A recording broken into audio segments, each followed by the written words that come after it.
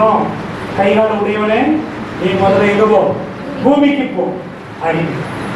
இப்ப பூமிக்கு வந்த இயேசு சொல்ற, எனக்கு கை இருக்கு, கால் இருக்கு, ரத்தம் இருக்கு, சுத்தமா இருக்கிற பூமியில, ஆனா பசுத்தாவி இல்லாம எனக்கு அறிவு இல்லை. யார் இல்லாம?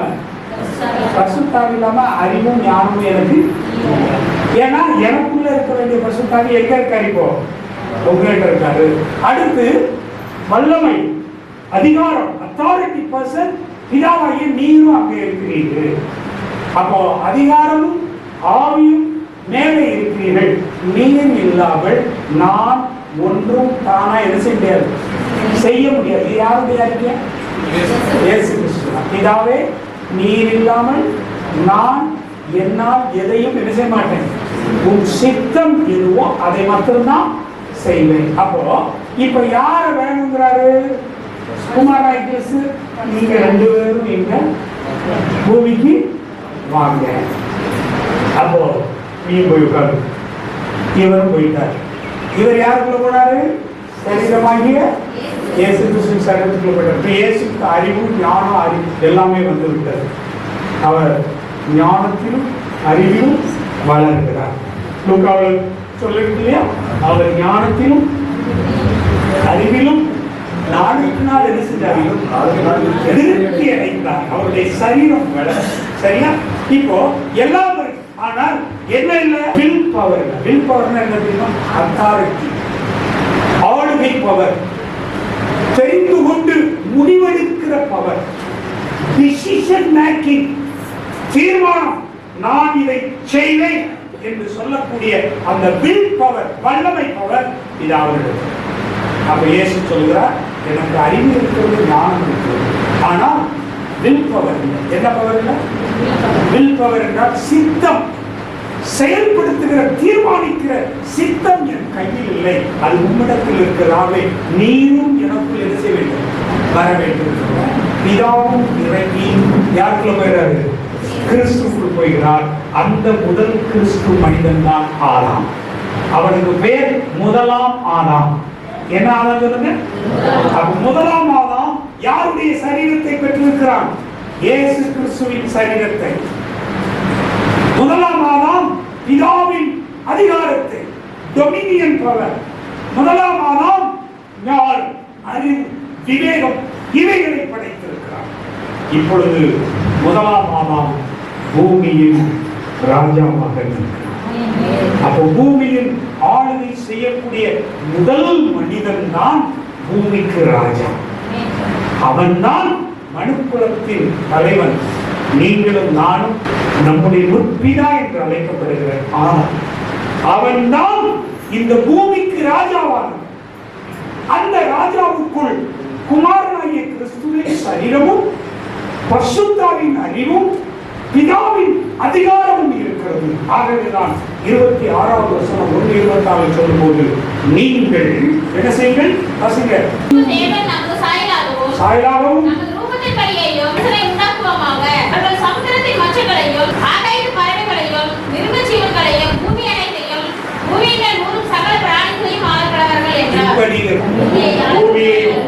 பூமியில் இருக்கிற மிருகங்களையும் பூமி அனைத்தையும் என்ன செய்யப்படுத்தீங்க? உங்களுக்குள்ள என்ன வந்துருச்சு? வல்லமை வந்துருச்சு. இந்த வல்லமை வர்றதுக்கு முன்னாடி ஒரு டிஸ்கஷன்ல தான் இதா கேட்கிறார், குமாரன் கேட்கிறார். அவங்களுக்கு ஒரு சந்தேகம் வரணும்ல, இயேசுவே உன் சரீரத்தை பூமிக்கு அனுப்புறையே, இந்த மனுஷனை நம்பி எல்லா வல்லமையும் கொடுக்க சொல்லி எங்களெல்லாம் வர சொல்லிட்டே, ஒருவேளை இந்த மனுஷனுக்கு தீர்மானிக்கிற பிதாவின் வல்லமை கொடுக்க சொல்றையே நான் கொடுக்கிறேன். ஆனால் அந்த வல்லமை திடீரென்று அந்த மனிதன் கடவுளுக்கே விரோதமாக பயன்படுத்தினால் நீ என்ன செய்வாய்? புரியுதா உங்களுக்கு? இந்த பூமியில எல்லா அதிகாரம், டொமினியன் என்னது? ஆளுகை செய்கிற அரச பதவியை, தலைமைத்துவத்தை கொடுக்கிறார். அதே மனிதன் திடீரென்று உனக்கே விரோதமாக எழுதி, யாருக்கு விரோதமாக? கடவுளுக்கே விரோதமாக தன் ஆயுதத்தை, வல்லமையை பயன்படுத்தினார்.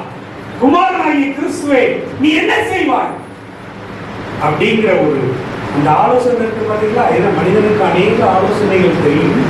தேவனுடைய ஆலோசனை கர்த்தருடைய ஆலோசனையே நிறைந்திருக்கும். அந்த ஆலோசனையில அப்போ பிதா இப்படி ஒரு கேள்வி குமாரனை பார்த்து கேட்ட ஒரு குமாரன் சொல்றார். இதெல்லாம் பைபிள்ல இருந்து எழுதிருந்து கேட்காதீங்க. அதுதான் ரெவலேஷன், தி மிஸ்ட்ரி, பரிசுத்த ஆவியானவருடைய விளக்கம். அப்போ குமாரனாகிய கிறிஸ்து என்ன சொன்னார் தெரியுமா? பிதாவிற்கு உத்தரவாதம், பிதாவே ஒருவேளை இந்த பூமியிலே நாம் படைத்த இந்த மனிதன் தன்னுடைய வல்லமையை நீர் கொடுத்திருக்கிற இந்த சக்தியை நமக்கு விரோதமாக ஒருவேளை அவன் பயன்படுத்தினான், அந்த நேரத்தில் அவன் சாக வேண்டியது வரும். என்ன செய்ய வேண்டியது வரும்? அவனை கடவுளே என்ன செய்யணும்? கொல்ல வேண்டியது வந்துடும். ஏன்னா போர் யாராருக்கு? மனிதனுக்கும் கடவுளுக்கும் அல்லவா? அப்பொழுது எக்காரணம் கொண்டும் மனிதன் தன்னுடைய கடவுள் கொடுத்த வல்லமையை கடவுள் மேலே செலுத்தும் போது அந்த கடவுளுக்கு அதுக்கும் மேல வல்லமை இருக்கும் இல்லையா? கொன்றுவார்ல. அதைத்தான் சொன்னார், ஒருவேளை தீமையாய் பயன்படுத்தினால் அவன் சாகவே சாவான். 2ஆம் அதிகாரம் 15ஆம் வசனத்தை வாசிங்க. அந்த வல்லமை கொடுக்கிற போது தேவனாகிய கர்த்தர் ஏதேன் தோட்டத்தில் அழைத்து கொண்டு வந்து இப்பொழுது அதை என்ன செய்வோம்? பயன்படுத்தவும் காக்கவும் படைத்தான். இப்போ ஆண்டவர் ஏதேன் தோட்டத்தை அவன் கையில் கொடுத்து இதை கல்டிவேட் பண்ணி கலாச்சாரத்தை உண்டாக்கி பண்படுத்தி உனக்கு தேவையானவைகள் எல்லாம் செய்து கொள். ஆனாலும் but the good and evil. வாசிக்க அடுத்தது தேவனாகிய கர்த்தர் மனுஷனை நோக்கி தோட்டத்தில் உள்ள சகல விருட்சத்தின் கனியை புசிக்கலாம். ஆனாலும் பட் நன்மை தீமை இந்த இடத்துல நீங்க வாசிக்கணும். உனக்கு கல்டிவேட் பண்ண கொடுத்திருக்கிற பாதுகாப்பு கொடுத்திருக்கிற எல்லாம் செய். ஒருவேளை நீ இதை நன்மைக்கு பயன்படுத்துகிற வரைக்கும் நீ வாழ்வாய், சாக மாட்டாய். நீ இதை தீமையாக என்னை எதிர்த்து பயன்படுத்தினால், யாரை எதிர்த்து பயன்படுத்தினால்? வரம் கொடுத்த என்னையவே எதிர்த்து தீமைக்கு பயன்படுத்தினால் சாகவே. ஒரு கல் எடுக்கிறார், அந்த கல்லுக்கு பேரு டெத், சாவு. அந்த கல்லை கொண்டு போய் உங்களுக்கு புரியறதுக்காக சொல்றேன். ஆதாம் முன்னாடி இந்த கல்லை அப்படி நட்டிட்டு எல்லாத்தையும் அனுபவிச்சுக்கோ. உனக்கு தான் என்ன இருக்கு? அதிகாரம். நீ செய்யன்றால் செய்யும், சாப்பிடுனா சாப்பிடு, போனா போ, என்ன வேணுமோ செய். இப்ப அவனுக்குள்ள என்ன இருக்கு? அறிவு. நீங்களும் நானும் இப்ப கட்டில் வேணும்னா ஆசாரிட்ட போறோம். அன்னைக்கு அவனுக்கு கட்டில் வேணும்னா அவனா செஞ்சுக்கிட்டான். யாரும் அவனுக்கு சொல்லிக் கொடுக்கல தெரியுமா? அவன் திடீர்னு ஒரு கட்டை மேல உட்காரணும் ஆசைப்பட்டான ஒரு கட்டையை எடுத்து செஞ்சிருவான், போட்டு உட்காருவான். ஒரு நெருப்பு போட்டு சுட்டு சாப்பிடணும்னா சுட்டு சாப்பிட்டுருவான். இதெல்லாம் அவனுக்குள்ள இருந்தது. அவன் வல்லமை, அவனுக்கு இருக்கிற அதிகாரம் எல்லாத்தையும் பயன்படுத்தினான். ஒருவேளை நான் கொடுத்திருக்கிற வல்லமையை தீமையாக, தீமைனா என்ன? கடவுளுக்கு விரோதமாக நீ எப்போது பயன்படுத்துகிறாயோ அப்போது இங்கே வைத்திருக்கிற இந்த கல்லானது, மரணமானது உயிர் பெற்றது. என்ன பெற்று சொல்லுங்க? எதனால? நான் கொடுத்த வல்லமையை தவறாக எனக்கு தீமையாய் பயன்படுத்தினால் நீ சாகவே சாவார் என்று சாவை சாவாகவே படைத்துள்ளார். அது உயிரே இல்லை. அப்படின்னா என்ன அர்த்தம் தெரியுமா? நீ தீமை செய்தால், அந்த தீமை எனக்கு விரோதமாய் எழும்பினால், அந்த தீமையான சக்தி அதற்கு வல்லமையை கொடுத்துவிடும். அது உயிர் பெற்று உன்னை ஆட்கொள்ளும். நீ தப்பிக்கவே முடியாது அப்படின்னு சொல்லி ஆண்டவர். ஏனென்றால் நான் சொன்னது கர்த்தர் பொய் சொல்ல மனிதன் அவர் தன் வார்த்தையை மீறவும் முடியாது. ஒருவேளை அவர் மீறினால் அவர் வார்த்தை பொய்யாயிற்று. ஆகவே அவர் இப்படி ஒரு திட்டத்தை வைக்கும் போது பிதாவானவர் சொல்ல ஒரு குமாரன் கேட்கிறார். ஒருவேளை குமாரனே, இந்த மனிதன் எனக்கு விரோதமாய் எழுப்பி தீமை செய்தால் அவன் சாவான் அல்லவா என்று சொல்லும்போது இயேசு ஒரு உடன்படிக்கை, இதாவது ஒருவேளை அவன் அப்படி அத்துமீறி அவன் மீறுதலுக்கு உட்பட்டு விரோதமாய் எழும்பினாள், அந்த மரணம் அவனை கொல்லட்டும். ஆனால் நான் என் உயிரை கொடுத்தாகிலும், யார் சொல்லுங்க, என் உயிரை கொடுத்தாகிலும் அவனுக்கு திரும்ப அந்த மரணத்திலிருந்து விடுதலை கொடுப்பேன். அப்பொழுது விடுதலை கொடுக்கும்படிக்கு நான் என் உயிரை என்ன செய்கிறேன், அந்த மரணத்திற்கு ஈவாக கொடுக்கிறேன். ஒரு பெரிய சப்ஜெக்ட். அப்போ இந்த குமாரன் பிதாவினிடத்திலே முதல் முறையாக வாக்கு கொடுத்தார். ஒருவேளை மனிதன் பாவம் செய்து மீறுதல் உட்பட்டு அவன் உம்முடைய தண்டனையின்படி மரணத்திற்குள் பிரவேசித்தார், நான் அந்த மரணத்திற்கு என் உயிரை ஈடாக கொடுத்துவிட்டு அவனை மரணத்திலிருந்து விடுதலையாக்கினார் என்று பிதாவோடு உடன்படிக்கை பண்ணினார். அப்பதான் பிதாவானவர், அப்படி நீ மரிக்கும்படி உன் ஜீவனை கொடுப்பது உண்மையே. ஆனால் அந்த உடன்படிக்கையை நான் ஏற்றுக்கொண்டு இவனுக்கு இந்த அதிகாரத்தை கொடுக்கிறேன் என்று கொடுத்தார். அப்பொழுதுதான் அவன் முதலாம் ஆளாம் அந்த தோட்டத்திலே மீறுதல்களுக்கு உட்பட்டான். அவன் பிதாவானவருக்கு தெரிந்தபடியே அவன் அந்த வல்லமையை, தீர்மானத்தை, சக்தியை கடவுளுக்கு விரோதமாகவே பயன்படுத்தின போது மரணம் நீர் கொண்டது, ஆதாமை பிடித்துக் கொண்டது. அப்பொழுது கிறிஸ்துவானவர் சொன்னார், ஆண்டவரே, பிதாவே, நான் திரும்பவும் இந்த பூமிக்கு என்ன செய்கிறேன், போய் இரண்டாம் ஆதாமாக பிறகு பரிசுத்தமாய் வாழ்ந்து என் உயிரை கல்வாரி சிலுவையிலே மரணமாய் கொடுத்து பாவத்தின் சம்பளம் மரணம் என்று சொல்லப்படுகிற இந்த மரணத்தை ஜெயமாய் விழுங்கி எல்லா மானுடத்தையும் விடுதலையாகும் என்று கொடுத்தார். அந்த உத்தரவாதத்தின்படி நான் இரண்டாம் ஆதாமாக இயேசு இந்த உலகத்திற்கு வந்தார். இந்த ஆதாமின் சந்ததிகளில் பாவங்கள் மேற்கொண்டு பாவத்தின் சம்பளமாகிய மரணம் ஒவ்வொரு மனிதனையும் பிடித்துக் கொண்ட போது இரண்டாம் ஆதாம் இயேசு வந்தார்.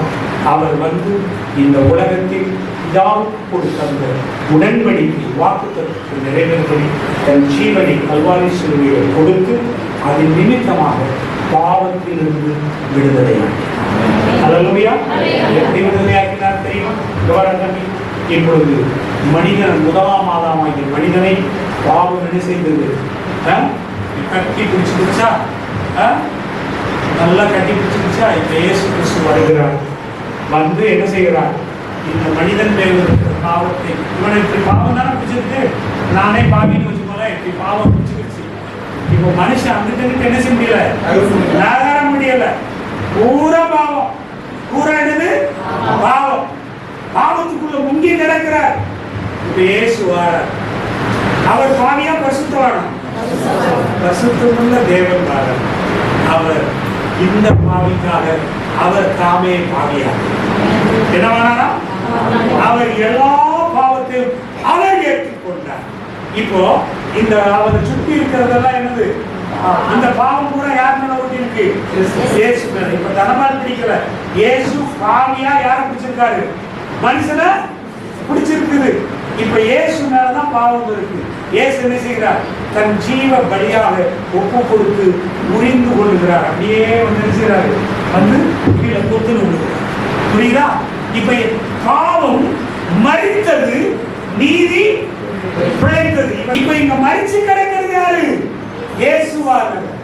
அப்ப மனிதனின் முழு பாவத்திற்கும் பிதாவினிடத்திலே கொடுத்த வாக்குப்படி தாமே பாவியா ஏற்றுக்கொண்டு மரித்தார், செத்தார்.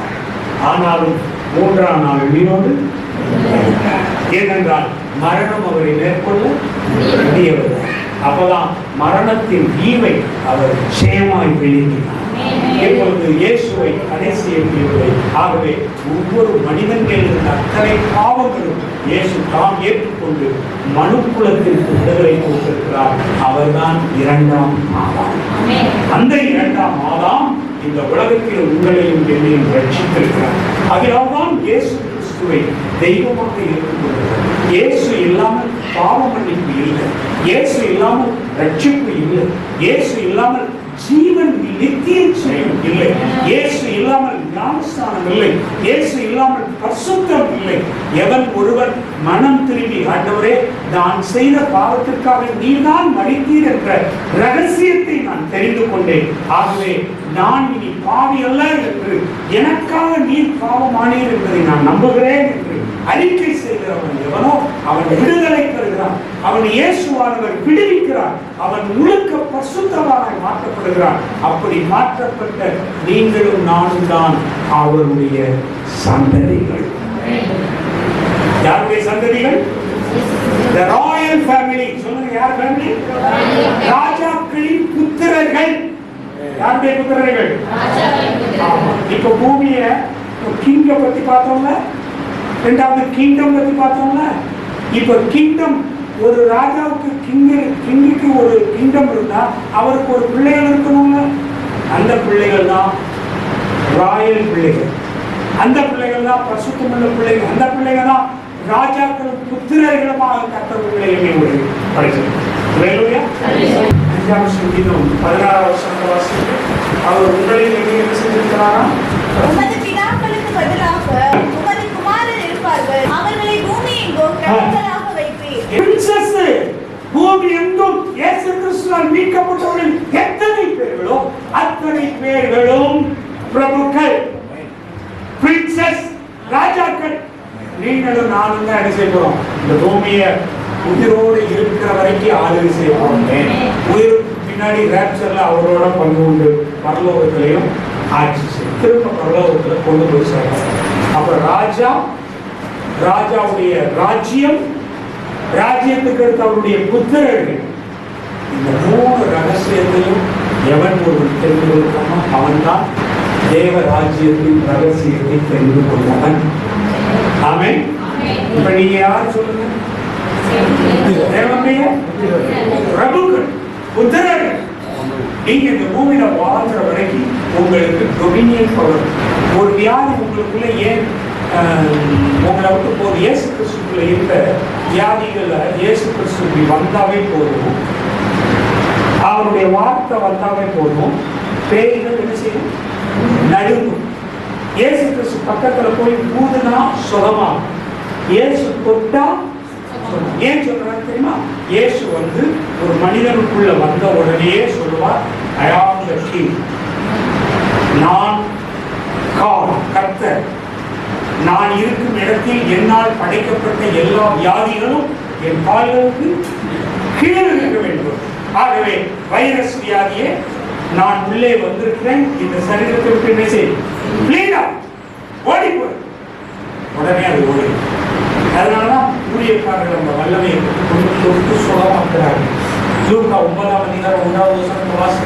இயேசு சொல்லுகிறார், இந்த வல்லமைகளை இயேசு தம் ஊழியக்காரர்களுக்கு பகிர்ந்து கொடுத்திருக்கிறார். வாசிங்க. அவர் தம்முடைய 12 சீஷர்களை வரவழைத்து சகல பிசாசுகளை துரத்தி வியாதிப்பட்டவர்களை குணமாக்கி அவர்களுக்கு வல்லமை அதிகாரம் கொடுத்து வல்லமையும் அதிகாரத்தையும் கொடுத்திருக்கிறார். ஒருவனும் என்னை வேதனைப்படுத்தாதிருப்பான். ஒருவனும் எனக்கு வருத்தம் உண்டாக்காதிருப்பானாக. கர்த்தராகிய இயேசுவினுடைய அடையாளங்களை நானே சரீரத்தில் கற்றுக்கொள்கிறேன். ஒருவனும் எனக்கு என்ன செய்யாதீங்க, வேதனைப்படுத்தாதீங்க. யார் சொல்றா? பவுல் சொல்றான். அப்ப பவுலுக்கு எவ்வளவு வேதனை கொடுத்தாங்க தெரியுமா? எவனையும் அலெக்சாந்தரும் வெகுதியா செஞ்சாங்க. காட்டான் பிசாசே, இந்த வா பிளீஸ், இந்த பயனை கூட்டிட்டு என் கூட இவன் இருக்கவே லாய்க்கல, உங்ககிட்ட இருக்கத்தான் லாய்க்குன்னு சாப்பாடு ஒப்பு கொடுத்தான். உங்கள் ஊழியக்காரன் உங்களுக்காக உத்தரவாதம் இல்லை. எபிரேயர் 13ஆம் அதிகாரம் வாசிக்க, 17ஆம் வசனத்தை வாசிக்க, 13 வாசிக்க. தேவ வசனத்தை உங்களுக்கு போதித்து உங்களை நடத்தினவர்களை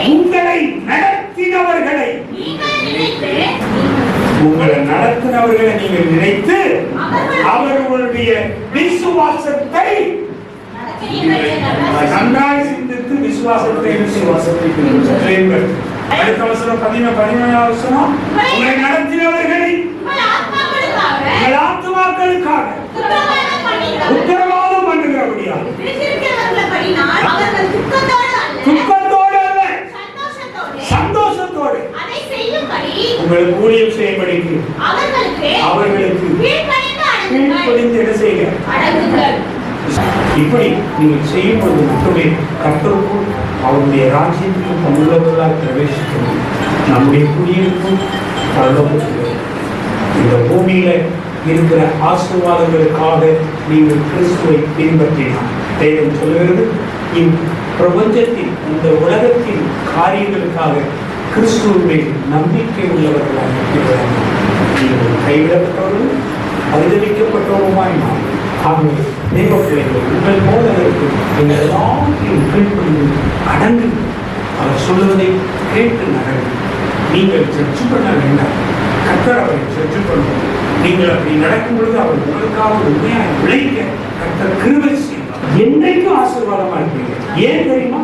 நீங்கள் தேவனுடைய புத்திரர்கள், தேவனுடைய பிரபுக்கள். அதனாலதான் வெளிப்படுத்தல கடைசியில சொல்லும்போது சொல்லுகிறார், என்ன சொல்லுகிறார்? நாம் என்ன செய்வோமா, அதாவது 7ஆம் சிந்தனை காலம் முடியும். அப்பொழுது உலகத்தின் ராஜ்யங்கள் நம்முடைய கர்த்தருக்கும் அப்படி கிறிஸ்துவுக்குரிய ராஜ்யங்கள் ஆயின. அவர் சதா காலங்களில் ராஜ்யம் வருவார் என்னும் தீர சப்தம் வானத்தில் தரிசித்தது. நீங்கள் தேவ பிரபுக்கள், தேவனுடைய புத்திரர்கள். நீங்க பரலோகத்திலிருந்து பூமிக்கு கர்த்தர் உங்களை கொண்டு வந்து படைச்சு பூமி உங்க கையில கொடுத்தார். ஆராதனை செலுத்தத்தான் நீங்க என்ன செய்யணும்? ஆராதனை வேற எங்கும் இல்லை, உன் வீட்டுக்குள்ள இருக்கு. நீ தான் ஆராதனை. நீ ஆராதனை செலுத்த கோயிலுக்குள்ள வந்து உன் துதியை ரட்சிப்பை பார்க்கறதுக்கு கொண்டு கர்த்தர் என்ன செய்யணும்? துதிக்கணும். இந்த ரகசியம் நீங்கள் கற்றுக்கொள்ளும். இதுதான் தேவனுடைய ரகசியம். அந்த தேவனுடைய ரகசியம் ராஜ்யத்தின் ரகசியம் தான் ராஜா, ராஜ்யம், புத்திரர், பிரபு. இந்த மூணையும் மறக்கிறாய். ராஜாவானவர் பிதாவானவர், ராஜ்யம் என்பது பூமியும் வானமும், புத்திரர்கள் நீங்களும். இல்லையா?